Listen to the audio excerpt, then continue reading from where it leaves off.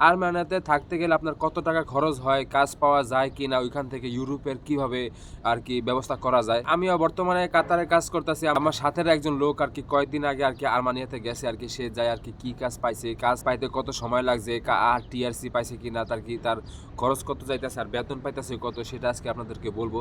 মনে করেন সে আর্মেনিয়াতে গেছে একটা দালাল ধরে আরকি, ট্যুরিস্ট ভিসায় আরকি। ওই দালাল আছে না যার কাছে কন্ট্যাক্ট করছে, সে ট্যুরিস্ট ভিসাতে আরকি আর্মেনিয়াতে নিয়ে গেছে। টিকেট সবকিছু নিয়ে আরকি 2 লক্ষ টাকার কাছাকাছি আরকি খরচ গেছে। সে আরকি ট্যুরিস্ট ভিসাতে গেছে।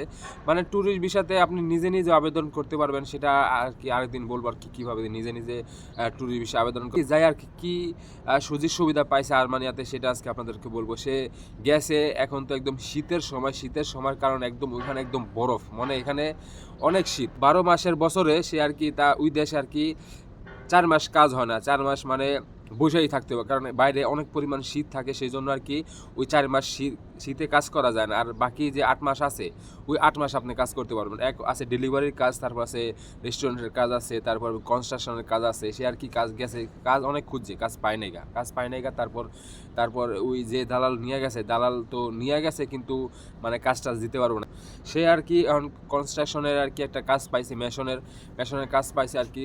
আপাতত তো ওই কোম্পানি আরকি রুম ভাড়া দিতেছে, কিন্তু ওই রুম ভাড়া আরকি ওই বেতন থেকে আরকি কোম্পানি কাইটা নিব, এমন একটা সে বলছে। রুম ভাড়াতে আপনার বাংলাদেশি টাকাতে 15,000 যায়, আর খাওয়ান খরচে আপনার যায় 15,000। মনে করেন 30,000 টাকা একদম নিম্নে খরচ আছে। যদি একজনে একদম অনেক স্বল্প খরচও থাকার চেষ্টা করে, তারপরে তার 20 থেকে 25,000 টাকা খরচ আছে।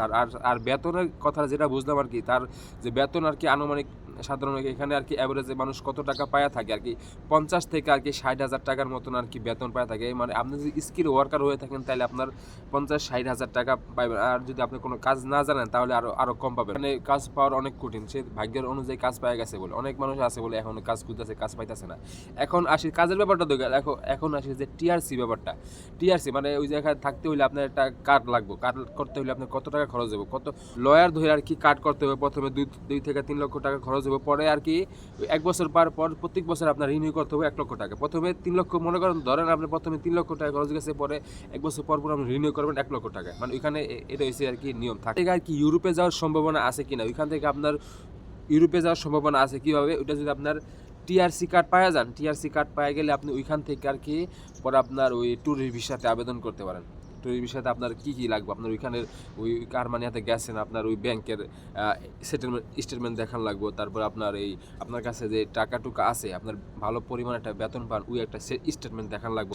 আমি এমন শুনছি তার কাছ থেকে যে ওইখান থেকে আর কি ওই কাজের ভিসাতে আবেদন করা যায়। ওইটা আর কি ওই এই কুয়েতের মতন, কুয়েতে যেমন আপনি কাজ করতেছেন, তারপর আপনি পাশাপাশি ইউরোপের জন্য আবেদন করছেন কাজের বিষয়, ওইখান থেকে আর কি আপনি আর্মেনিয়াতে কাজ করতেছেন, তারপর ওইখানে পাশাপাশি আপনি ইউরোপের জন্য আবেদন করছেন। সে আপনার এজেন্সির আপনি যদি ভালো মানের এজেন্সি পাওয়া যান, তাহলে ওইখান থেকে আর কি খুব সহজে ওয়ার্ক পারমিট পাই গেলেন তা ওইখানে আর কি আমি যেটা শুনছি যে সে বলছে যে এম্বাসিতে আর কি ডেট পাইতে এত ঝামেলা নাই। মনে করেন এই যে কাতারে, বাংলাদেশে, সৌদি আরবে অনেক ঝামেলা। মনে করেন আপনি পারমিট পাইছেন, কিন্তু অ্যাপয়েন্টমেন্ট পাইতে অনেক সময় লাগে, 5 মাস 4 মাস সময় লেগে যায়। কিন্তু এখানে আর কি আপনি যদি পারমিট পাই যান, অনেক কম সময়ের মধ্যে আর কি এম্বাসি ডেট পাই যাবেন। এই একটা সুযোগ সুবিধা। আপনার বেতন, এখন আমি ছোটো করে বলি যে বেতন আপনার 40 থেকে 50,000 টাকা, খাওয়ার খরচ আছে 20,000, 20 থেকে 30,000 মধ্যে।